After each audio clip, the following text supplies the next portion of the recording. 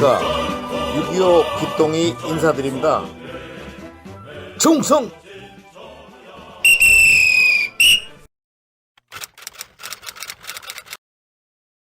제19단은 개전 상황부터 한강 방어선 전투까지를 마지막 편으로 설명을 해드리겠습니다라고 예고를 해드린 바 있습니다만은 19탄에서 종결을 안 되고 20탄까지 연결해서 추가로 더 말씀드릴 것 같아서 한강 방어선 전투의 종결은 좀 더 있다 종결이 돼야 된다는 것을 먼저 말씀드리겠습니다.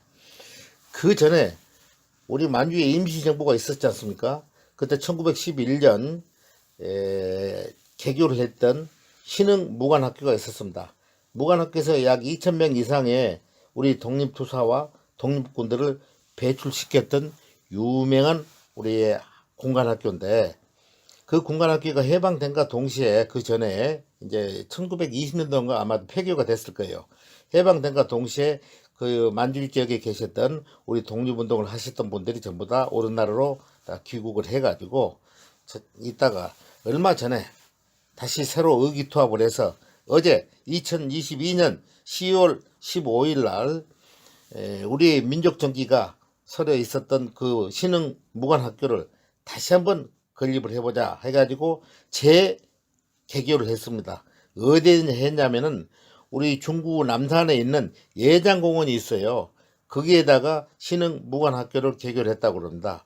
그래서 과거에 독립 전부터 유명한 신흥 공관학교를 우리 남한에 다시 한번 재개교를 했으니까 뜻있는 분들은 많은 관심을 가져주시고 남산에 들리는 길 있으면 한 번씩 방문을 해주시면 감사하겠습니다. 그러면 제19탄의 제목은 최병덕 참모총장의 비참한 경질에 대한 내용을 가지고 설명을 드리겠습니다. 메가더 장군이 한강 방어선 시찰을 하고 난 다음 그 다음날 바로 통일되기도 전에 6월 30일 날 아침에 이승만 대통령은 군의 최고사령관인 육군참모총장의 인사이동을 단행했습니다. 이승만 대통령의 인사 스타일이 마음에 안 들면 시도 때도 없이 전에 이제 좀 쉬게 하는 말이 곧 그만두라는 말이라고 합니다. 그러니 당시의 고관들은 대통령 심기가 불편하지 않도록 딸랑딸랑 아부성 말을 많이 하는 것으로 유명했지 않습니까? 지금까지도 해자되고 있는 그 일화를 한 가지 말씀드리겠습니다. 이승만 대통령이 자주 광나루에서 낚시를 하고 있는데 그날도 옆에 모 장관이 같이 있었는데 대통령께서 뿅 하고 생리적 현상은 방구를 뀌었는데 옆에 있던 그 장관이 카카 시원하시겠습니다 고 말을 했다고 그래요. 그런 이야기가 지금까지도 유명한 일화로 남아 있습니다. 6월 30일 날 새벽에 최병덕 참모총장은 보직인 정일곤 준장을 별 하나 더 달아주어서 육군 소장으로 진급과 동시에 육해공군 총사령관 겸 육군 참모총장으로 임명하였습니다. 당시에 참모총장 계급은 별을 2개 단 육군 소장이었습니다. 그 위에는 중장이 없었다고 그래요. 왜냐하면 우리 군이 태동한 지가 얼마 되지 않았기 때문에. 아니할 말로 개전 초기에 우리 군은 전쟁 준비도 제대로 안 된 상태에서 김일성의 기습남침을 막으려다 보니 병력도 또는 무기도 절대 부족하고 군 경험이 충분했던 분들도 없기 때문에 아마도 이런 상황이 발생하지 않았나 이런 생각이 듭니다. 그래서 과거에 독립군이나 일본군에 있었던 사람의 군 전력을 인정을 해서 뭐 대령이나 소령이나 기타 뭐 다른 직위로 전부 다 계급을 부여해서 우리 한국군을 편입을 시켰지 않습니까? 훈련도 안 된 이런 상태에서 이런 당나라 군대보다 못한 수준의 대한민국 군대를 지휘하려니 최병덕 참모총장의 고생이야 얼마나 많았겠습니까? 6.25 전쟁사를 제가 쭉 되짚어 보면서 저 길동이는 그 노고와 고뇌를 최병덕 참모총장에 대한 그 마음을 제가 조금은 이해할 것 같아요. 참모총장에서 해임된 최병덕 장군은 부산의 제4지구 계엄사령관이라는 아주 한직으로 발령을 받았는데 130kg의 거구에 몸을 이끌고 쓸쓸하게 문을 나서는 뒷모습이 지금도 아련히 그려지는 것 같아요. 메가더 장군도 최병덕 참모총장의 해임을 요구하기도 했습니다마는 수도 서울이 불과 며칠 만에 3일 만에 아니었습니까? 저기 수중에 허무하게 무너져 들어가고 한강대리 조기 폭발로 우리 군의 주력이 대부분 서울에 갇혀서 그야말로 동안에 든 쥐꼴이 되었고 시민들도 피난을 가지 못하고 얼마나 많은 피해를 보았습니까? 이런 상황이 되고 보니까 국회의원들의 원성이 하늘을 찌르고 있었으며 화살은 신성모 국방부 장관과 최병덕 참모총장에게 책임을 물으라는 화살로서 여론이 들끓었다고 합니다. 서범석 의원의 그 주장은 시국 수습 방안으로 국민을 기만한 책임자들로부터 완전히 잘라내야 한다. 국방부 장관과 내무부 장관부터 물러나게 해야 합니다. 라고 주장을 했다고 그래요. 이 대통령은 그 말을 듣고 강물을 건너다가 장수가 말을 갈아탈 수가 없지 않느냐고 거부했다고 하는데 갑자기 30일 날 최병덕 참모총장의 전격적인 경질로 예상을 뒤집은 것이었다고 합니다. 메가드 장군의 한강 방어선 시찰에 그때 당시에도 최병덕 참모총장에게 어느 정도 질문을 해봤고 그 내용을 좀 메가드 장군이 이승만 대통령에게 사적으로 참모총장을 좀 바꿨으면 좋겠습니다 라는 이야기를 했다는 이야기는 앞에서 제가 설명을 드렸습니다. 문제는 신임 참모총장으로 임명된 정일건 장군과 구임 최병덕은 서로 형님 동생 할 정도로 호영호재 사이인 만큼 둘 사이에 미묘한 비하인드 스토리가 몇 가지 있습니다만은 딱 한 가지만 설명을 드리겠습니다. 최병덕 참모총장의 경질 통보는 신성모 국방부 장관의 지시로 비서실장 신동우 씨를 보내가지고 최병덕 참모총장에 보내가지고 전방지휘소에 그때 있었는데 그러니까 메가드 사령관의 전방지휘소가 수원에 있었는데 최병덕 참모총장을 찾아가서 전달했는데 최병덕 참모총장은 한동안 멍하니 있더니 정신 나간 사람처럼 대통령의 해임 친서를 읽고 난 후에 다시 신동우 비서실장에게 주더랍니다. 당시 국방부 장관의 부관이던 김병삼 씨의 증언은 정일곤 장군이 이영진 충남지사 관사로 직행을 해서 임명장을 받은 것을 보고 김병삼은 신문지나 양면 괴지에다 잉크로 일필지휘 마구 써서 정일곤 장군의 3군 총사령관 취임 이렇게 해서 대전 시내 여기저기 다 붙이고 돌아다녔다고 그래요. 요즘으로 말씀드린다면 호해와 같은 내용이겠죠. 호해. 방송국에서도 알렸다고 그럽니다. 그러니까 라디오 방송에도 많이 이제 보도가 됐겠죠. 당시에는 3군을 통합 운영하는 합참의 기능이 없었기 때문에 대령급 장교가 공군과 해군 참모총장과 같은 임무를 위임받아서 수행을 하고 있었는데 이런 상황을 고려해서 총사령관으로 정일곤 장군을 임명했다고 그래요. 정일곤 장군의 증언을 들어보면 이렇게 당시 심정을 말했습니다. 나는 곧장 임명장을 받고 대전을 떠나서 수원을 거쳐 시흥으로 최 장군을 만나러 갔습니다. 그런데 막상 말이 나오지가 않아요. 우리 둘이는 함께 지프를 타고 한강 방어선을 몇 바퀴 돌아보고 있는 동안에서도 꽤 오랜 시간이 지났는데도 도무지 서로가 더 말을 안 하고 있었다고 그래요. 그러다 나중에 숙소에 돌아와서 저녁을 먹고 둘이는 한 방에서 이제 자게 돼 있는데 최 장군은 바로 눕자마자 얼마나 피곤했던지 깊은 잠에 빠져들면서 코를 드르릉드릉 골고 자고 그랬다고 그래요. 그런데 정일건 장군은 통 잠이 안 왔어요. 깊은 밤까지 엎치락 뒤치락 거리면서 별의별 생각이 다 들었다고 그래요. 내일이면 형식적이나마 이 취임식을 해야 할 테인데 이 일을 어떻게 본인에게 알려주느냐 이런 고민에 빠진 것 같아요. 앞에서 말씀드린 대로 최 총장도 이미 정일곤 참모총장에게 임명장을 주기 전에 해임 통보를 받았다고 그래요. 그렇게 다 알고 있는 거 아니겠어요? 그런데 서로 말을 못했던 거예요. 그런데 정일곤 참모총장은 모르고 있는 줄 알고 한참을 있다가 이러다가는 안 되겠다 싶어가지고 최 총장을 흔들어 깨웠다고 그래요. 형님 일어나서 이야기 좀 해봅시다 해가지고 자초지정을 이야기를 했다고 그래요. 처음에는 약간 놀란 표정을 지었다고 그러지만은 최 장군은 이내 손을 잡으면서 참 잘 됐어. 정말 잘 됐어. 나는 보시다시피 심신이 너무 지쳐있어. 내가 힘껏 뒷받침 할 테니까 잘 해보시오라고 했다고 그래요. 우리는 서로 손을 마주 잡고 정말 사나이들이 뜨거운 눈물을 흘렸다고 그럽니다. 7월 1일 지휘권을 인수한 정일곤 장군은 별을 2개 단 육군 소장으로 메가더 사령부의 한국전방지휘소장인 처치 준장을 방문하여 여러가지 상황 보고를 청취했다고 그래요. 그 중에서 미 지상군 개입 소식을 듣고 용기를 얻었다고 합니다. 정일군 장군은 우리의 군 전열을 가다듬고 장병의 사기를 드높여주고 곧 투입될 미군과의 긴밀한 합동작전 체계를 확립하는 이 세 가지 문제에 역점을 두고 필요한 조치를 다 했다고 합니다. 개전 초기부터 최병덕 참모총장이 거의 지휘력을 상실하고 조기에 서울을 내주게 하고 부랴부랴 한강다리까지 폭발을 하고 전장이 엉망이 되도록 한 것 등등 개전 초기의 실패 원인을 요약해서 말씀드리겠습니다. 최병덕 참모총장이 고전하면서 우리 군을 제대로 장악할 수 없었던 가장 큰 원인은 한 6가지로 요약을 제가 여러가지 서류를 보면서 자료를 보면서 할 수가 있었습니다. 첫째는 개전 초기 전투력 공백 주범은 우리 군 내부의 통적 분자, 즉 적과 내통하고 있는 자들을 색출하지 못한 것을 말씀드릴 수 있습니다. 심지어는 최병덕 참모총장의 부관인 나엄광 중위는 북에서 파견된 남로당 간첩임이 확실하였다고 그래요.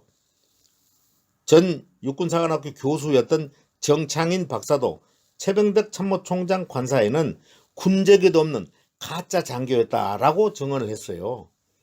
만약 나중에가 우리 군의 군사교육이나 그런 독립군이나 일본 군대, 만주 군대 뭐 등등을 나왔다면은 기록이 돼 있을 것인데 아예 그런 흔적조차가 없었다고 그래요. 나엄관 중에는 북한군이 6월 28일 날 서울을 점령하고 나니까 슬그머니 잠적을 해버렸다고 그래요. 그래서 남로당 간첩으로 하고 전부 다 말을 하고 있다고 그래요.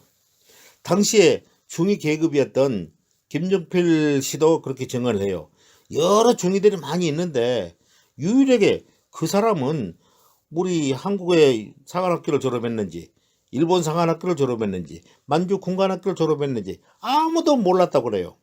그러고 보니까 전부 다 아하 이게 남로당 간첩이었구나 이렇게 전부 다 수군되고 그랬다고 그래요. 정발되고 난 후의 이야기입니다. 둘째는 1949년 성시백이라는 자라가 주동이 됐던 국회 불락지 사건입니다.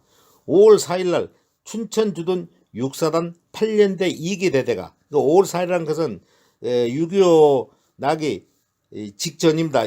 전년도입니다. 1949년 5월 4일날 춘천에 주둔한 그때 육사단 8년대 2기 대대가 월북을 해버렸어요. 이것이 우리 군에 미치는 사기에 대한 미치는 영향이 엄청나게 컸다고 그래요. 그래서 이게 총 관련된 사람들이 112명이나 됐는데 이 적발되게 됐지만 이들의 처리를 제대로 하지 않고 흐지부지하고 말하는데 나중에 이들이 좀 더 남한 사회 여기저기 다 흩어져 가지고 얼마나 사회를 혼란스럽게 만드는지 모르겠어요. 이런 이야기들을 기록에 남기고 있습니다. 셋째는 38도선의 남북한 군대의 대치가 엄중했음에도 6월 24일 전 장병 2분의 1을 휴가 및 외출, 외박을 내보내서 모든 부대들이 텅텅 비어있고 6월 24일 날 육군본부 장교클럽 오픈식을 계기로 밤늦게까지 그러니까 6월 24일이면 그 다음날 새벽에 6월 25일 날 새벽에 6.25가 발발했지 않습니까? 밤늦게까지 최병덕 참모총장을 비롯해서 전후방의 모든 주요 지휘관이 대거 참석한 가운데 음주 가무에다 댄스 파티, 일부 장교는 파티가 끝난 후에 25일 새벽까지도 미리 예약해둔 인근 국일관 등에서 38도선이 뚫린 줄도 모르고 2차, 3차까지 술파티를 한 것도 분명 김일성의 첩자에 의해서 조종된 사건이지 않나 하는 합리적인 의심을 할 수도 있었다고 합니다.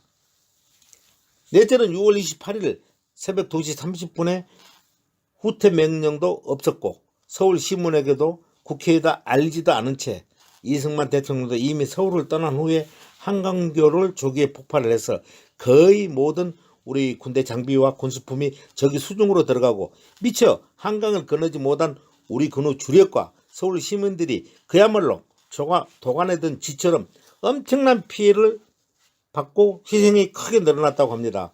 한강교 조기 폭발 후 최창식 대령은 사형 선고를 20일 만에 바로 단심제로 해가지고 총살을 시킨 것도 과연 누가 폭파 명령권자인지 대통령, 국방부 장관, 육군참모총장 아직도 누구인지는 명확하게 밝히지 못했다고 그래요. 정말 안타까운 일이 아닐 수가 없습니다.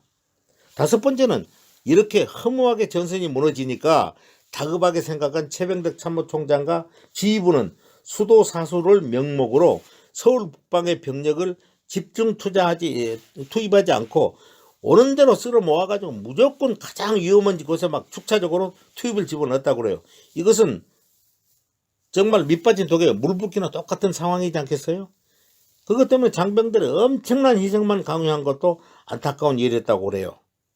여섯 번째는 엎친데 덮친다는 말처럼 중앙방송국, 지금의 KBS에서도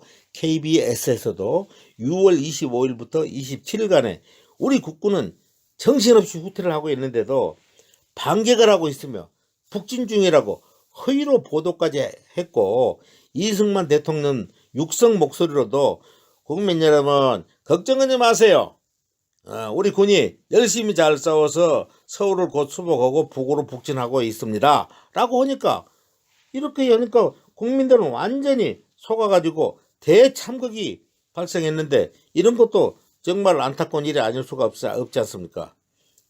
이런 것을 두고 볼 때 김일성에는 해방 직후부터 여러 번 소련과 중국을 왔다 갔다 하면서 남침 계획을 완성하고 승인을 받았고, 전쟁 물자는 물론이고 모든 무기와 탄약까지도 다 지원받아가지고 남침 훈련을 꾸준히 해왔는데, 우리 남한은 어땠어요?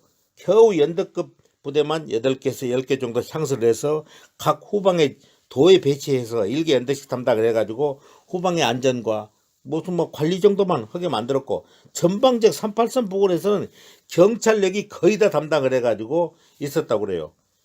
그리고 그러다 보니까 내부에서는 사상과 이념의 갈등뿐만 아니라 여러 가지 소요 반란 사태 때문에 엉망했다고 그래요.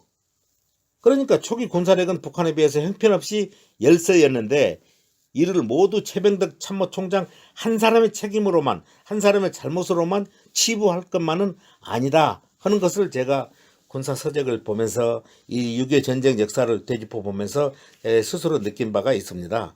이것은 최병덕 참모총장이 6.25 전 1949년 5월 9일부터 9월 30일까지 4달 동안 첫 번째 참모총장과 1950년 4월 10일부터 6월 29일까지 약 2달 반 동안 두 번째 참모총장, 비록 짧은 기간이었지만은 대한민국 안보 상황이 가장 어려운 시기에 두 번이나 최병덕 장군은 참모총장직을 수행한 것을 보면 최 총장이 나라를 위해서 고군분투한 것만은 확실하다는 것을 6.25 전쟁사 여기저기를 보면서 휴전 73년이 지난 지금 6.25 홍길동이도 최 총장에게 연민의 정을 느끼며 짠한 생각이 들기도 합니다.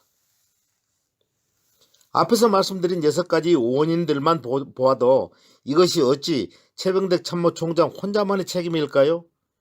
군사력 건설과 북한의 남침 대비는커녕 남침 시그널이 휴전선 일대에 여기저기서 여러 번 있었는데도 유정자들은 파벌 싸움과 갈등과 이념의 대립, 우리 군을 흔들어대기만 했던 당시의 정치인들과 세력가들의 책임도 일정 부분 있을 수밖에 없다고 생각되었으며, 해방 후 과도기 속에서 비록 북한보다도 훨씬 늦게 사단급 부대를 창설하고 군을 이렇게 세워서 목숨 바쳐 싸워준 최병덕 참모총장과 당시의 국군들에게 오늘을 사는 우리는 위로하는 마음과 감사함을 가지는 것이 후세들의 예의라고 생각을 합니다.